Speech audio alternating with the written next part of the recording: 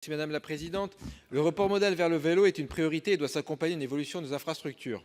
L'allure actuelle de patchwork, comme il vient d'être rappelé, de notre réseau de pistes cyclables n'est pas à la hauteur des objectifs ambitieux du passage de 3 à 9 % de la part modale du vélo qui ont été fixés par le plan vélo.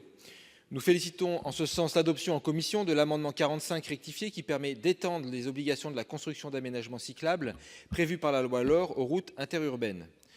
Cependant, il nous apparaît que l'article L. 228-2 du code de l'environnement mérite une nouvelle rédaction d'ensemble.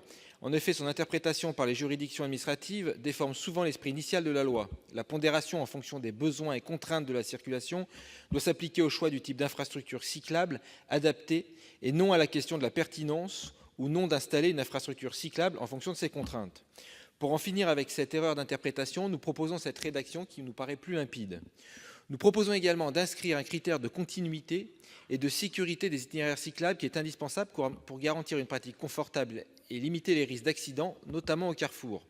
Même si en raison des contraintes de la circulation, l'infrastructure choisie est un marquage au sol, ceci doit être conçu avec comme objectif la sécurité des cyclistes, c'est-à-dire d'être d'une largeur suffisante, avec un revêtement de bonne qualité et des aménagements spécifiques aux intersections. Ces critères de continuité et de sécurité sont essentiels à l'adoption d'une pratique quotidienne du vélo. Enfin, nous supprimons de l'article la mention des PDU qui n'apporte rien d'autre que de la confusion. Merci.